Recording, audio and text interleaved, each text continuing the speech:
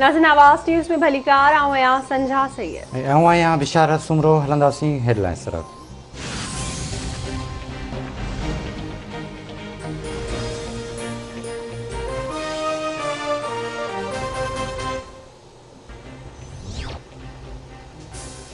मुल्क में corona virus जा हानिया जारी। कोरोना वायरस 92 माण्हुनि खां हयातियूं खसे वरितियूं। NCOC मूजिबि मुल्क में 46,726 टेस्टूं कयूं वयूं। गुज़िरियल 24 कलाकनि दौरान 2,253 नवां केस ज़ाहिर।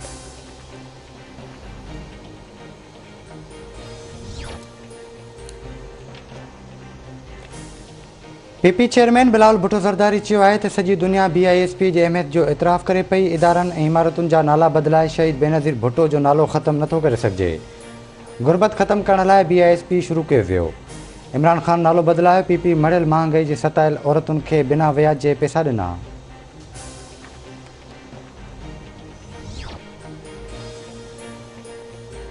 शिकारपुर के गढ़ी तेगो के कचे वारे इलाके में धाड़ेलनि खिलाफ ऑपरेशन तेज़। धाड़ेलनि के केतिरनि ई ठिकाणनि खे तबाह कयो वियो। AIG सखर डॉक्टर कामरान फज़ल जो चवणु आहे त ड्रोन कैमरा की मदद से ऑपरेशन कयो पियो वञे। ऑपरेशन में जदीद हथियार ऐं APCs जो इस्तेमाल कयो पियो वञे। ॾोहारियुनि खे अंजाम ताईं पहुचाइण लाइ ऑपरेशन जारी रहंदो।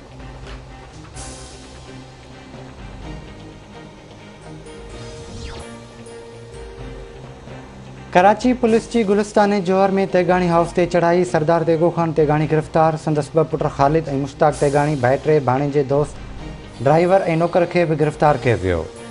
शिकारपुर के कचे वारे इलाके में धाड़ेलनि खिलाफ ऑपरेशन दौरान 2 पुलिस एहलकारनि समेत 3 ॼणनि के शहीद थियण वारे वाक़े जो केस दाख़िल। दहशतगर्दी एक्ट तहत दाख़िल केस में सरदार तेगो खान तेगानी के धाड़ेलनि के सरपरस्त तौर नामज़द किया वियो। FIR में सरदार तेगो खान तेगानी, धाड़ेल खैरू तेगानी ऐं जंगल तेगानी समेत 38 सुञातल ऐं 20 अणसुञातल ॾुआरी नामज़द। SSP शिकारपुर अमीर सऊद मक्सी जो चवणु आहे त धाड़ेल एतिरा मज़बूत न आहिनि जो फ़ौज ऐं रेंजर्स की ज़रूरत पवे। पुलिस पंहिंजी मदद पाण तहत धाड़ेलनि खिलाफ ग्रैंड ऑपरेशन कंदी। शहीद एहलकारनि जो रत ज़ाया थियण न ॾींदासीं।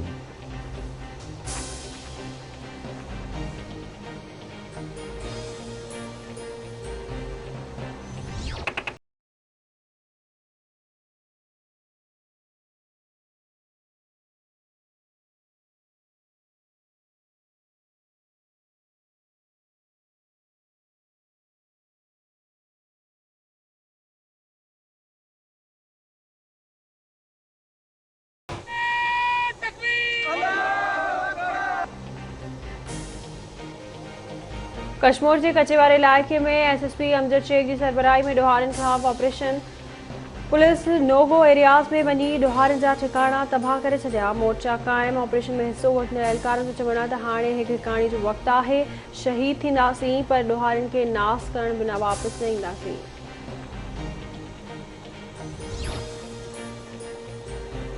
सिंध असेंबली में सिंध जो पानी चोरी थियण खिलाफ ठाराह ते सूबाई वज़ीर सुहेल अनवर सियाल ऐं PTI मेंबर अली जे हथें पइजी विया।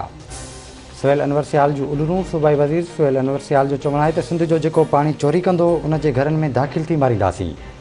PTI जे बागी मेंबर शहरियार शर जी तकरीर दौरान पिणु PTI मेंबरनि जो गोड़। PTI मेंबरनि पारां लोटा लोटा जा नारा। शहरियार शर चवे थो हिननि बेटनि वारे मामले ऐं सिंध दुश्मन पॉलिसियुनि सबबि बग़ावत कई हुई।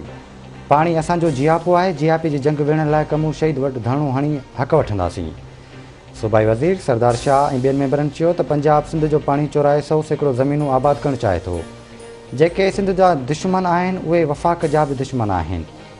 PTI पारां ठहराह जी मुखालिफ़त GDA ऐं मुतहिदा मेंबरनि ठहराह जी हिमायत सां ठहराह मंज़ूर कयो वियो।